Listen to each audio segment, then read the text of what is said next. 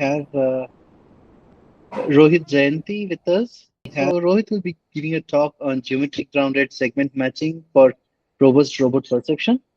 And just a brief introduction about Rohit. Rohit Jayanti is a graduate researcher at the Robotics Research Center, IIIT Hyderabad, advised by Professor Madhav Krishna, where his work focuses on 3D scene understanding, geometric foundation models, and topological robot navigation. Previously, he was a founding engineer at Spatial Guide, an augmented reality startup accelerated through the Techstars Workforce Development Program. It was in Denver, Colorado. So we'll have Rohit take over, and you can start by sharing your screen. Rohit. Yep. So Thanks for accepting our invite to present. no, thanks a lot for having me and for the kind intro. And actually, we also want to thank you for initiating this wonderful forum. I'm pretty excited to see what all comes out of it.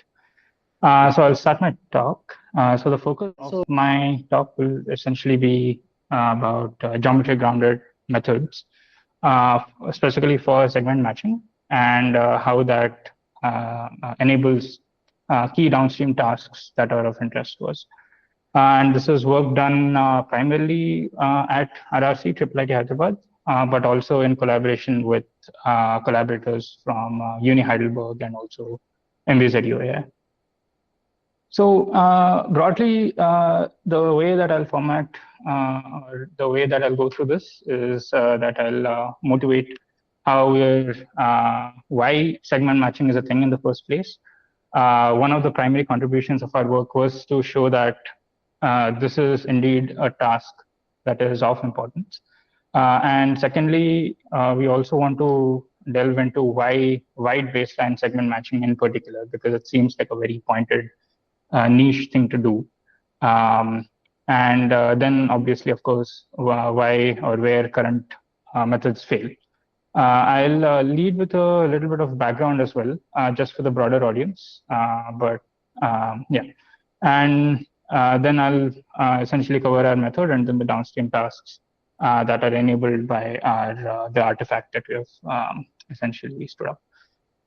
So why segment matching? Essentially, now we are living in this world of foundation models and now increasingly things like world models. I don't know where we'll go next. But essentially, given these foundation models, now it becomes really easy for us to start using and start leveraging some higher level abstractions, such as objects, as opposed to these very brittle, very uninterpretable things like keypoints and patches that traditionally we have worked with in the past.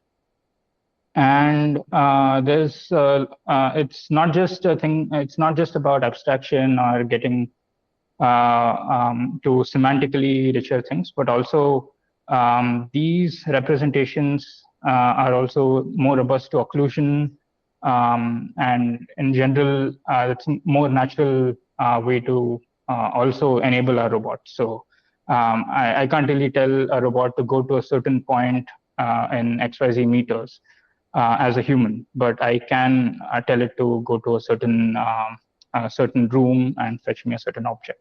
And so these foundation models enable us to leverage these or start thinking about these higher level abstract representations like objects. And so that's one of the key motivations.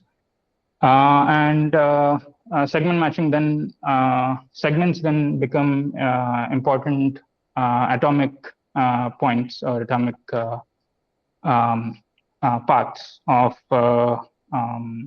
these frameworks, such as object-based navigation, 3D instance mapping, scene graphs, and so on. So there's always this correspondence problem that you have to solve when you have a certain kind of RGB stream coming in and you're working with these representations. You need naturally to also be able to correspond them. So that's the primary motivation behind segment matching. Now, why wide baseline in particular? Essentially, there's so actually I'll just directly start with this quote from a related work, and they put it really nicely. Essentially, the similarity of what overlaps can be dominated by the dissimilarity of what doesn't overlap. And so this is a visual breakdown or a visual representation of that statement, which is these are actually the exact same places, but there's a 90-degree viewpoint change. And so what we see is that the background, essentially, which constitutes the majority of that image, essentially dominates the entire, essentially dominates everything else. So if we were to identify that this is the same exact place, essentially, as humans also, we would be looking at or we'd be trying to find these objects which are common. And because it's a wide viewpoint change, there'd be few of them, and also from very challenging angles. But once we correspond them, we have a really good understanding of how these two images are related, and we can make the statement that it's a 90-degree viewpoint change or something like that. So that, in a sense, is the reason why we care about wide baseline. The other reasons could be to be able to tackle loop closure when you're coming from a really different angle. Or in SLAM, usually the question that I get is why care about wide baseline when you're already like sampling frames at a very high frame rate. And essentially, the high frame rate is something that we can pare down, right? So if we have wide baseline segment correspondence, our models are capable of it. It's possible that we can actually run some of these heavy frame processing sort of jobs at a lower frame rate, and that gives us additional, or that helps us in cases where we have to be parsimonious with compute and resources in general. So the other aspect comes from these downstream tasks at hand, and why we'd want these kind of segment matching capabilities. Typically there's actually, so what I've shown here in the top right corner is essentially a standard 3D instance mapping framework. So 3D instance mapping is the task of delineating all the objects that are present in the scene as you go around capturing an RGBD stream. And you should also be able to associate what the instance and the semantic labels of those objects are. So the typical way to do this is to run something like segment anything on each frame to back project them using the depth that we have or using predicted depth, and then reconcile them in this 3D allocentric fashion. This is where this segment correspondence or these object correspondences again come into picture. These are essentially, in contemporary methods, you will find them to be handcrafted. So they usually have this term, they have this phi semantic plus phi geometric. And so they'll compare some clip similarity in between the two masks, and they'll compare some geometric chamfer distance kind of error in between those two back projected masks. And they'll essentially then have some kind of handcrafted threshold. And they'll then choose based on that whether to merge those two objects or not.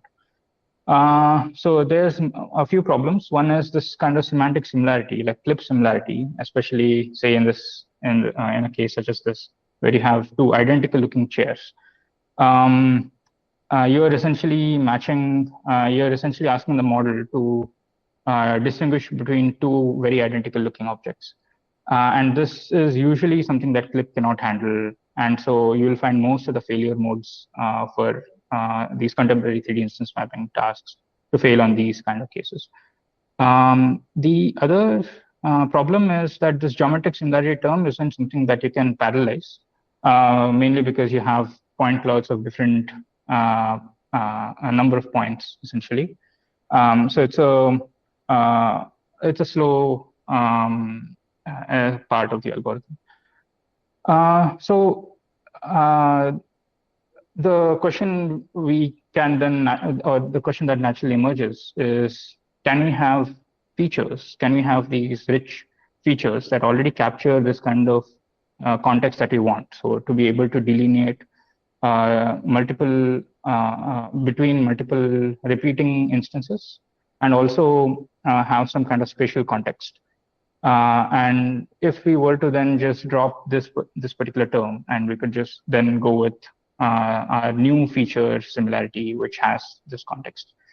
So essentially that is the setting. Now, there aren't really any models that do this off the shelf. So we'd essentially look at models such as DINOv2 or something like SAM2, and we repurpose them for this particular task. So this common failure mode that you'll see with these models is that you have this wide baseline case. So this is the same scene, and you have these two different angles, which are 180 degree, have a 180 degree shift. You'll see that the green monitor is supposed to be on the back, but these models, they don't really have that kind of, they usually don't demonstrate this flipping behavior. So they're unable to understand that this monitor is now on the other side. And so they typically cannot match the back of an object to the front of an object. So that is the primary place where current methods fail, and that creates an opening for us. So maybe I'll just do a one-line background for DINOv2, which is usually DINOv2, which has been trained on like a large data set. I think it's been trained on 142 million samples. You don't need to fine-tune these typically, and it has these really nice semantic matching capabilities. And it has been trained using an SSL objective. It has a kitchen sink of tricks, but the features work really well. And then the SAM2, which is now, again, like is pretty well known and also sadly obsolete now that SAM3 is out. This has a video pre-training objective, a video plus image combined pre-training objective. So this is the key problem with using these backbones. And finally, there's local feature matches. So if we were to attack segment matching, one could actually match key points and then have some kind of voting mechanism and then match segments that way. There's a few problems. One is not many key points can actually do this kind of 180 degree viewpoint shift matching. Their wide baseline is typically almost up to like 60 degrees viewpoint change.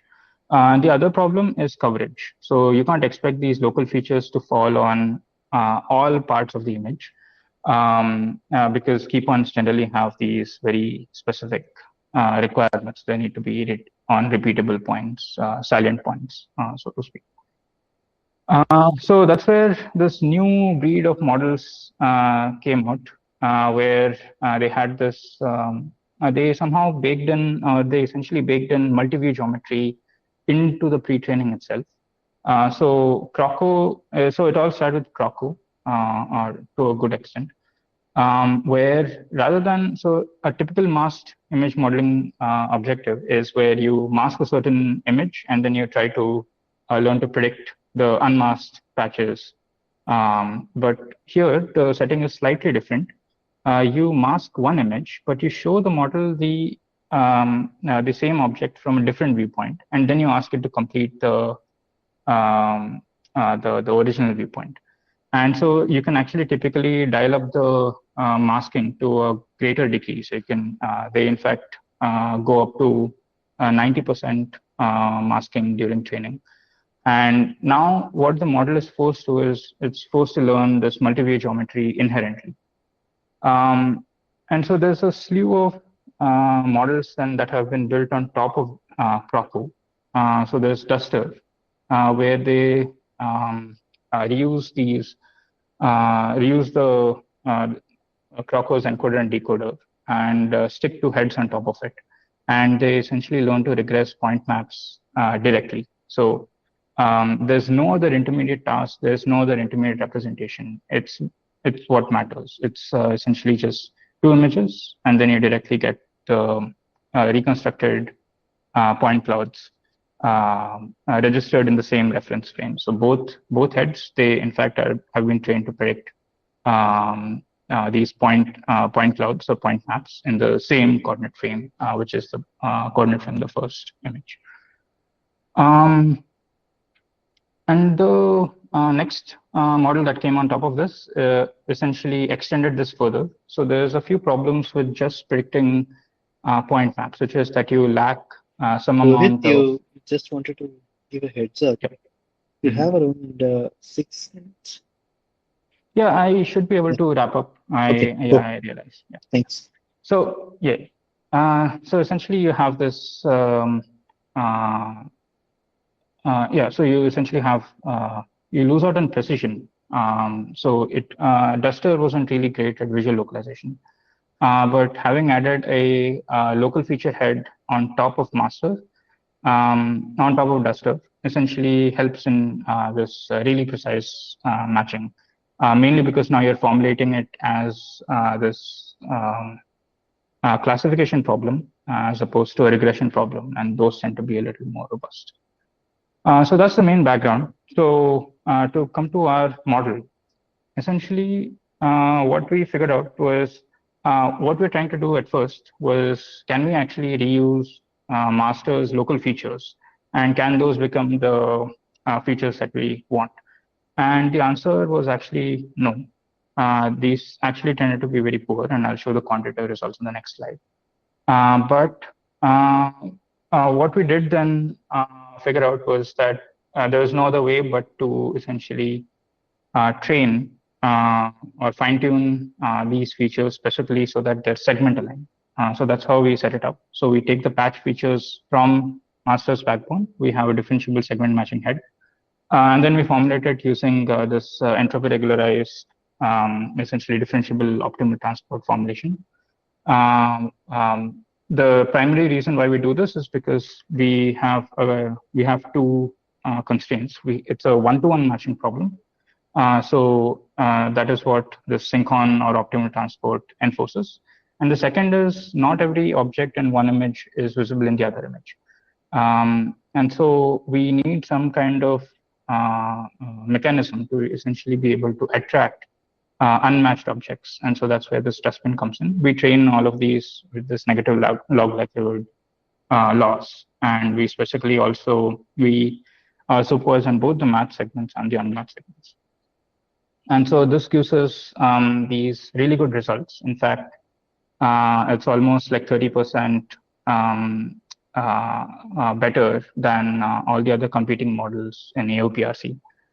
And more importantly, one thing you might notice is that all the competing models, they essentially have the sharp drop as the viewpoint change increases, but the drop isn't as large for our model. So here's the sort of punchline, which is essentially that we then decided to ablate the backbone. So we wanted to see what happens if we keep the synchron matching, everything, the differentiable segment aggregation, everything else same, but what if we ablate the backbone? So we tried DINOv2, which is a 2D foundation model, Croco, which is trained on a cross-view pre-training task, and then there's SegMaster, which is built on master, which is a 3D pre-training task. And essentially, we have this clear trend. And what's interesting to see is DINOv2 features were actually better than master's raw features prior to fine-tuning, but post fine-tuning, you have this trend inversion. And so you actually see this flip.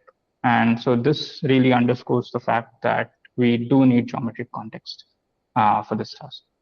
And so these are some qualitative results. Um, you're able to match these really small segments pretty well. And you're also able to get these nice left-right disambiguation. So that's something that the model doesn't get confused by now, whereas the 2D foundation models do get confused. And finally, we show this out-of distribution generalization,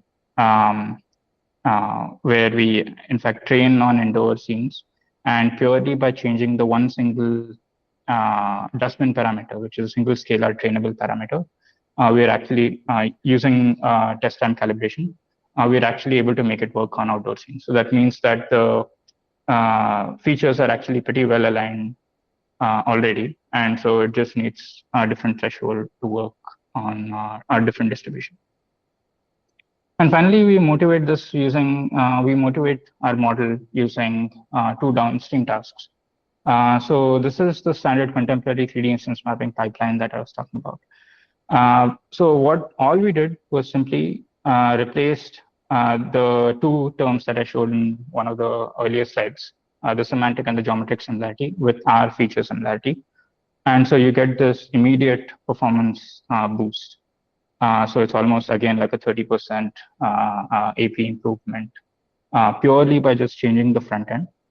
And similarly, we have this object relative navigation task. So there's a prior work called Object React, which uses objects as topological, as landmarks in a topological framework, creates cost maps using this, and then infers control.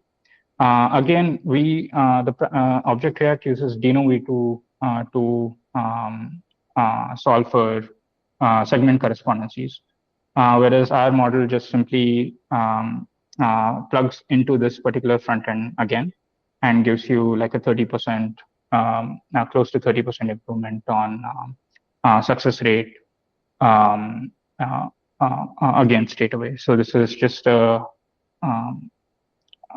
this is just a motivation for where our model can be applied. And finally, this is something that I just wanted to quickly talk about. There's a reason why there's a star for visual place recognition. These results are unpublished. We held them out mainly because the setting isn't fair, but we just wanted to show that you can also do visual place recognition with our features. So all you can do is you can compress the matching in between the two images using the optimal transport cost. So this one single number becomes this one single number essentially becomes a representative of how good the two images are aligned, and you can use that as a metric for place recognition or re-ranking specifically. The reason there's a star is, and the reason why it's apples to oranges, is because this is strictly a re-ranking procedure. So you can't cache a database, your features for the database, because our model is a pairwise operator. You necessarily have to run it on all the query and reference images during test time or during inference time. So there's no caching that's possible. And so those are the limitations of our work as well. So our features aren't portable, but that can be potentially alleviated using exploring different backbones. There's now a model called Dune that we can potentially explore. The other thing is our model, because it's been trained based on master, it inherits the training distribution issues from that model. So there weren't any dynamic scenes or dynamic obstacles in that model's pre-training. So we can't handle it. But again, we can potentially alleviate this by maybe distilling from both a video and a geometric teacher. So geometric teacher could be SegMaster and video could be SAM2. And that could potentially help things. So yeah, that's me. I am happy to take any questions. Thanks, Rohit. Thanks for a great talk. Pretty sure it has inspired multiple students. So can we take some questions from students? Like if you have any questions, please unmute yourself.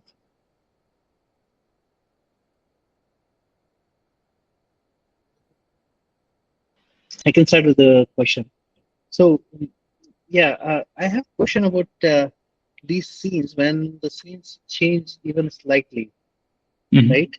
or if there's any occlusion due to a dynamic obstacle or something, like how does that, what are the techniques that are present, and then how does your method handle it?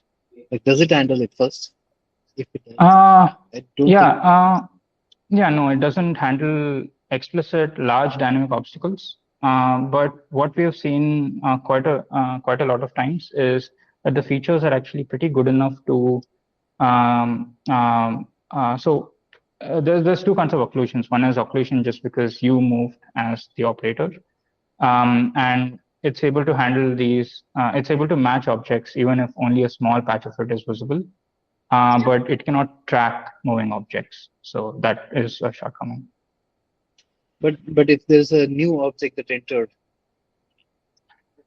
Um, uh, yeah. So, yeah. I mean, the simple answer is if the object wasn't static, then there's a low chance that the segment might get matched accurately. You might get like a few frames of tracking, but that's almost like uh, uh, uh, um, that's just happenstance. So we can't rely on it. okay. And also another quick question, like what happens with the change in the image quality? Have you clarified between the Yeah, tasks? good. Yeah, good question. So for the navigation task, in fact, the image quality was quite small. The image resolution was quite small. So I think it was, I think 120 cross 160 or something like that. That's something that the model is able to handle. No, my point was like if I have difference in image quality from different angles, Mhm. not the same, like let's say two frames of the same room have different quality. You know how would the, I see. Yes. So maybe this is not the best thing to show, but this particular setting, so this is a 17 base data set on which we ran the VPR study. And so this does have a appearance change. And it does fairly well in these settings. So I think as long as the images are not too blurry, I think I do expect it to work. Um, okay, okay, yeah. In fact, we do have like a Grad.io demo that's available on our web page.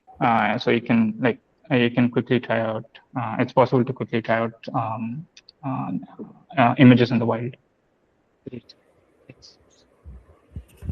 Just one question from my side to it. Yes, Uh, so, Sure. so just a follow up of the quality of images. How about if the resolution changes, like image resolution changes? So, Image resolution is not a problem. So master's encoder has been trained on multiple image resolutions, and I mean, the encoder can handle multiple image resolutions. So it's not typically that much of a problem. so when we apply Uh, it for the VPR, just suppose, so mhm, then mhm. and for air VPR kind of a thing, the images can be taken from different altitudes, right? And then the amount of information that they embed in each pixel can be different. So my question was from that perspective. Right. Yeah, we actually haven't tried on Air VPR dataset. We've tried master's reconstruction on Air VPR and it does fairly well. But we actually haven't tried segment matching specifically. So that might be, I might have to take a look at that. Okay, okay, cool. Okay, yeah, that's thanks to speaker now. Thank you, Rohit, for giving this talk. This was the very first session and it went well. Thank you.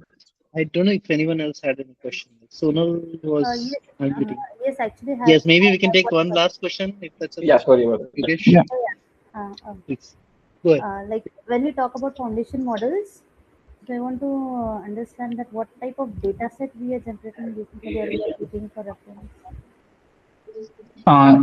Sorry. So your question was what kind of data sets are used to train these models? Yes. Right. Specifically for these 3D foundation models, they've actually been, Duster has been trained on these 11 data sets. Master has, I think, had three more extra data sets. And so these typically have, yeah, I think, yeah, I think it's fair to say that they're pretty extensive, over like maybe 10 million or 20 million samples or something like that. For DINOv2, I did mention that they have this image data set. In fact, Facebook did something where they actually crawled the web and they got about like 1.2 billion images, and then they had these specific processes with which they came down to like about 170 million images. And so that's the scale of these data sets for foundation models. Okay. But like when we talk about foundation model, it's not simply about just images, no? There are multiple modalities, I guess. No, you're right. So for 3D foundation models, the typical supervision that is required is pose, high quality dense depth, and essentially the image data. So typically they run some kind of SLAM. They'll have some kind of Oracle or something like a LiDAR based ground truth, and that is what they'll use to generate these labels. Okay, thank you. Okay, let's all thank Rohit once again. Thanks, Rohit. And that will end today's session. And we will see you again next week at the same time with more exciting talks. Thanks for joining. Thanks, Rohit.